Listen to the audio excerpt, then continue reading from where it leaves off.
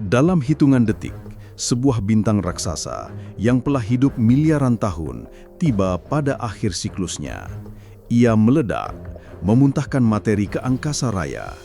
Namun, lihatlah, dari puing-puing ledakan kosmis itu, lahir nebula berwarna-warni nan menawan, bukan sekedar debu, melainkan tempat inkubasi bagi generasi bintang baru, planet, dan mungkin kehidupan. Sebuah akhir yang brutal, namun sekaligus permulaan yang megah. Lalu, mengapa kita terus-menerus mengira kiamat harus berarti kehancuran total yang tanpa sisa? Bagaimana jika pandangan ini hanyalah cerminan ketakutan yang sempit, gagal menangkap esensi sejati dari siklus kosmis? Bagaimana jika akhir zaman atau kiamat justru merupakan sebuah proses kelahiran ulang yang fundamental? Sebuah mekanisme transformasi yang tak terhindarkan dan sudah tertulis di DNA semesta itu sendiri. Bukan kehancuran mutlak, melainkan sebuah transformasi kesadaran yang mendalam. Pertanyaan ini membawa kita pada sebuah pemikiran revolusioner. Kiamat adalah kebangkitan. Kiamat bukan kehancuran, tapi kebangkitan. Memaknai ulang akhir zaman. Bagian 1. Arketipe kiamat dalam peradaban, refleksi universal akan transisi. Sepanjang sejarah peradaban, konsep akhir zaman atau kiamat telah menjadi arketipe universal yang menghantui dan menginspirasi manusia. Namun, jika ditelisik lebih dalam, narasi-narasi ini jarang sekali hanya tentang kehancuran, melainkan lebih sering ia adalah tentang pembersihan dan kelahiran kembali. 1. Islam, sangkakala yang membangunkan. Dalam tradisi Islam, hari kiamat disebut sebagai Yaumul Qiyamah, hari kebangkitan. Nama ini sendiri sudah mengandung makna jauh melampaui kehancuran fisik semata. Ia adalah saat sangkakala kedua ditiup bukan untuk memusnahkan, melainkan untuk membangunkan dan mengumpulkan jiwa-jiwa dari kubur mereka. Sebuah metafora untuk kebangkitan spiritual dan perhitungan amal. Al-Quran dalam surah Al-Anbiya ayat 104, Allah berfirman, A'udzu billahi minasy syaithanir rajim. Yauma natwis samaa'a ka tayyis sijilli lil kutub kama bada'na awwala khalqin nu'iduh. Wa'dan 'alaina inna kunna fa'ilin. Artinya, pada hari kami menggulung langit seperti gulungan lembaran-lembaran kertas. Sebagaimana kami memulai penciptaan pertama, begitulah kami akan mengulanginya. Perhatikan frasa digulung dan mengulanginya. Bumi dan langit tidak dihapus atau dihancurkan tanpa jejak, melainkan digulung seperti sebuah gulungan kitab yang siap untuk ditulis ulang, sebuah kanvas yang dibersihkan untuk mahakarya yang baru. Ini adalah sebuah riset kosmis, bukan penghapusan eksistensi. 2. Hindu-Buddha, siklus abadi kehidupan dan kematian.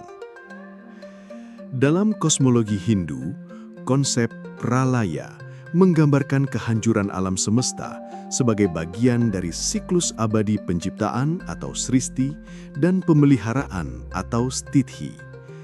Alam semesta hancur untuk kemudian dilahirkan kembali seperti pernafasan Brahma, sang pencipta. Setiap kehancuran adalah prasyarat bagi penciptaan yang lebih tinggi.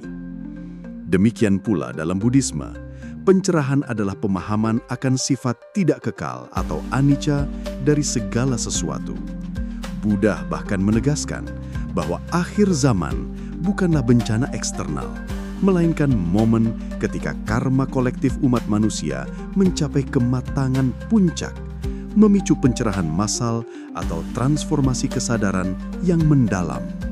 Ini adalah tentang melampaui siklus penderitaan atau samsara melalui realisasi kebenaran. 3. Jawa, kiamat sebagai padanganing udan. Kiamat bukan akhir, melainkan awal. Memahami padanging udan dalam kosmologi Jawa. Ketika kata kiamat terucap, Pikiran kita seringkali melayang pada gambaran kehancuran total, akhir dari segalanya. Namun, tidak demikian halnya bagi leluhur Jawa. Dalam kearifan lokal mereka, kiamat bukanlah kiamah yang menakutkan atau pralaya yang memusnahkan, melainkan sebuah peristiwa yang disimbolkan sebagai padanging udan, hujan lebat yang menyapu bersih segala yang lapuk, agar tunas-tunas baru bisa tumbuh dengan subur. Ini adalah visi yang penuh harapan, sebuah perspektif transformatif tentang akhir yang sesungguhnya adalah awal baru.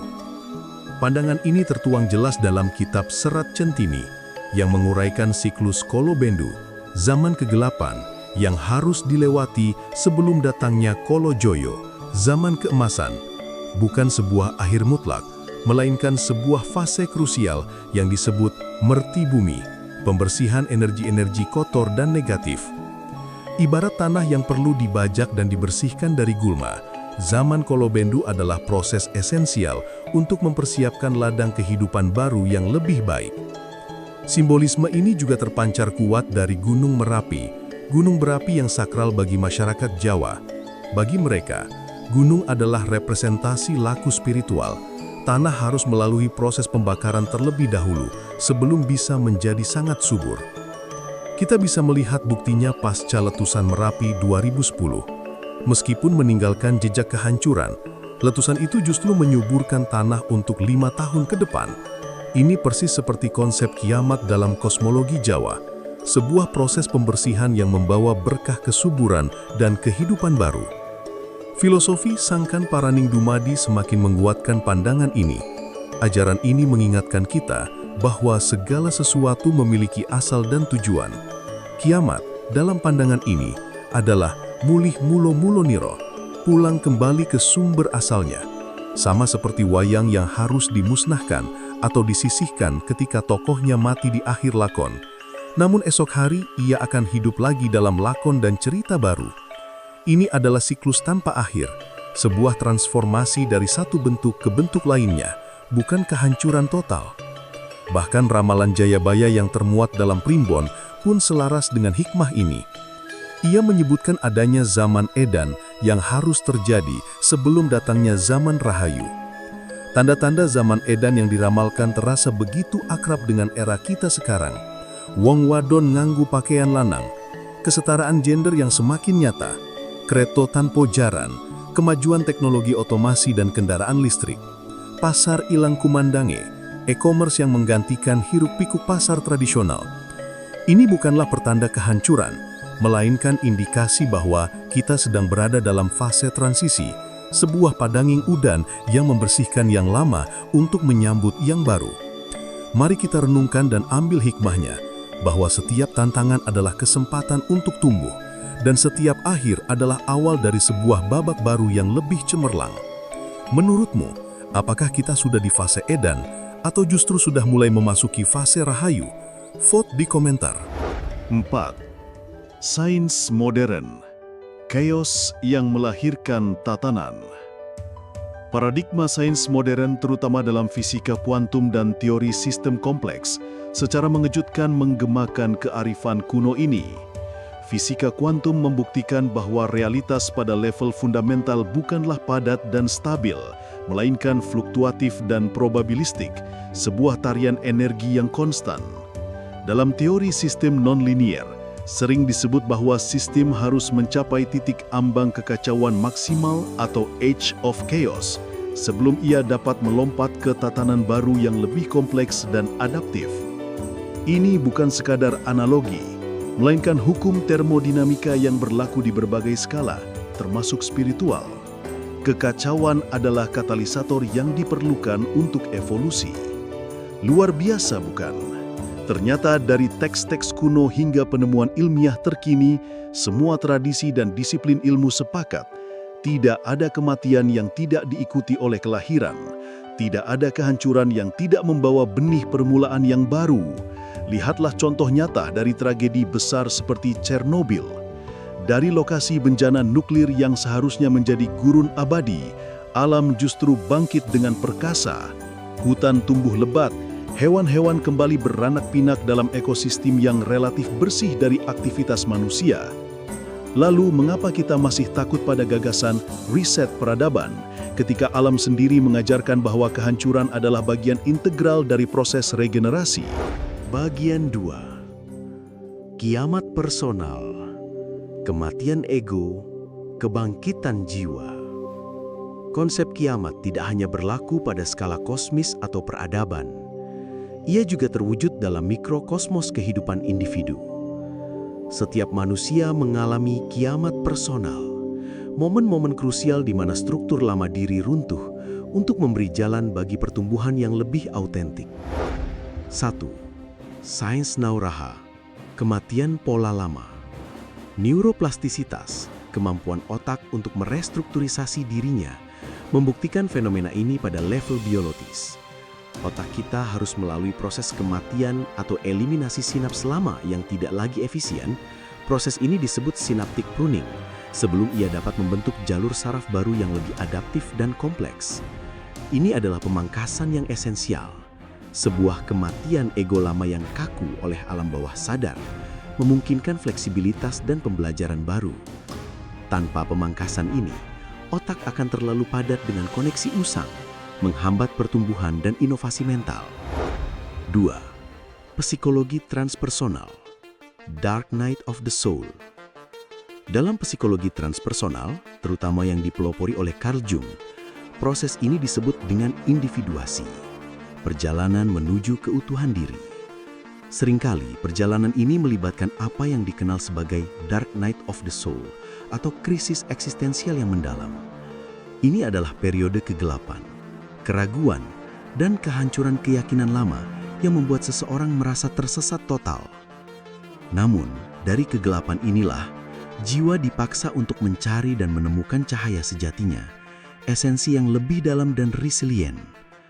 Studi dalam psikologi positif menunjukkan bahwa 73% orang yang mengalami trauma berat justru melaporkan pertumbuhan spiritual, peningkatan empati, dan apresiasi hidup yang lebih dalam pasca trauma. Fenomena yang disebut post-traumatic growth. Krisis adalah pintu gerbang menuju evolusi. 3. Sufisme, Fana dan Baka. Para sufi, para mistikus Islam, telah lama memahami konsep kiamat personal ini melalui ajaran Fana dan Baka. Fana adalah pengalaman kematian ego palsu, ilusi tentang diri yang terpisah dari realitas ilahi. Ini adalah kehancuran batasan-batasan dan identitas semu yang kita bangun. Setelah fana, datanglah baka, hidup abadi dalam kesadaran ilahi, sebuah kebangkitan ke kondisi keberadaan yang lebih tinggi, menyadari persatuan dengan semua ciptaan. Sang penyair sufi agung Rumi pernah berucap, "Kau bukan setetes air dalam samudra, namun seluruh samudra dalam setetes air." Ini adalah pergeseran kesadaran dari individualitas yang terpisah menuju kesatuan universal yang tak terbatas. Jika sel-sel tubuh kita terus-menerus mati dan berganti setiap detik, jika setiap trauma dalam hidup berpotensi menjadi titik balik pertumbuhan, mengapa kita masih takut pada kiamat pada level kosmik atau beradaban? Mungkin yang perlu kita kiamatkan bukanlah dunia di luar, melainkan pola pikir lama, ketakutan, dan ego yang membatasi di dalam diri kita. Apa yang perlu kiamatkan dalam hidupmu sekarang? Coba renungkan dan temukan satu kata yang merangkum hal tersebut. Bagian 3. Tanda zaman transisi 2030. Kontraksi menuju kelahiran baru. Kita hidup di era yang sangat cepat dan penuh gejolak. Banyak yang melihatnya sebagai tanda-tanda kehancuran yang tak terhindarkan. Namun, bagaimana jika semua ini adalah kontraksi yang intens sebelum kelahiran peradaban yang benar-benar baru?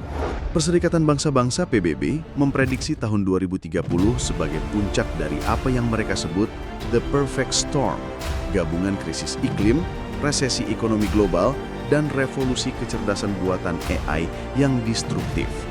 Ini bukan sekedar ramalan suram, melainkan analisis terhadap tekanan sistemik yang mencapai titik didih.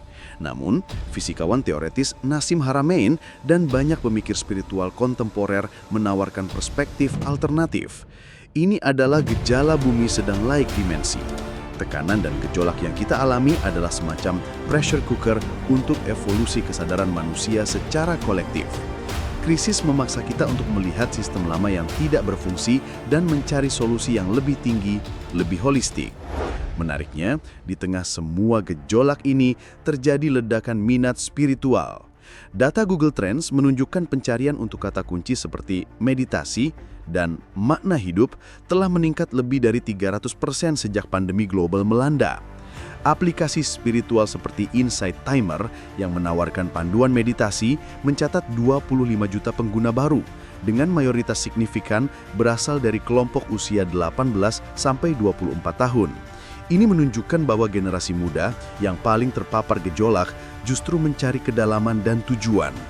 Ilmu tasawuf, filosofi timur, dan konsep-konsep spiritual kuno menjadi viral, sementara sains modern menemukan struktur fraktal yang mereplikasi pola spiritual dalam alam semesta, menjembatani kesenjangan antara sains dan spiritualitas. Teori Ascension Bumi. Beberapa tradisi esoteris dan teks spiritual modern seperti Urantia Book membahas teori planetary ascension atau kenaikan bumi. Teori ini menyatakan bahwa bumi sebagai entitas hidup sedang beralih dari dimensi 3D yang berorientasi pada fisik dan dualitas menuju dimensi 5D yang ditandai oleh kesadaran kesatuan, koherensi, dan realitas non-linear. Ini bisa menjelaskan mengapa banyak orang merasa waktu semakin cepat atau mengapa hukum sebab akibat terasa tidak lagi linear. Seolah-olah manifestasi terjadi lebih cepat, baik positif maupun negatif. Mungkin ini bukanlah kegilaan, melainkan pergeseran fundamental dalam matriks realitas. Bagaimana jika semua kekacauan global yang kita saksikan, pandemi yang memaksa refleksi, perang yang mengungkap kerapuhan perdamaian, dan resesi yang menantang sistem ekonomi, bukanlah sinyal kemusnahan, melainkan kontraksi yang menyakitkan sebelum kelahiran peradaban yang lebih tinggi, lebih sadar, dan lebih harmonis, seperti seorang ibu yang harus melalui rasa sakit luar biasa saat melahirkan, namun hasil akhirnya adalah kehidupan baru yang indah. Panggilan untuk evolusi. Jadi, masihkah kita takut dengan era 2030 yang penuh ketidakpastian ini? Masihkah kita melihat kiamat sebagai akhir yang absolut, kehancuran yang tak terhindarkan? Atau justru kita akan menerima ini sebagai undangan untuk berevolusi, untuk lahir kembali dari abu kehidupan lama kita, baik secara personal maupun kolektif. Ingatlah selalu, kiamat adalah sekolah tinggi untuk jiwa-jiwa yang berani. Ini bukan masa untuk bersembunyi dalam ketakutan, melainkan untuk bangkit dalam kesadaran. Jika Anda memilih untuk bertransformasi bukan takut, kami mengundang Anda untuk merenungkan makna ini lebih dalam. Jika ada teman Anda yang mungkin sedang dalam fase Dark Night of the Soul, yang membutuhkan perspektif baru tentang krisis yang dihadapinya, bagikanlah pesan ini kepada mereka. Dan, untuk terus menerima wawasan transformatif yang mencerahkan, pastikan Anda telah subscribe dan mengaktifkan lonceng notifikasi. Ingatlah, bahkan lubang hitam, simbol kemusnahan kosmis, memiliki lingkaran cahaya di sekelilingnya, sebuah horizon peristiwa yang memancarkan harapan. Lalu mengapa kita tak percaya pada terang yang akan muncul setelah kegelapan yang paling pekat? Karena kiamat terindah adalah ketika ego mati dan jiwa bangkit dalam segala kemuliaannya.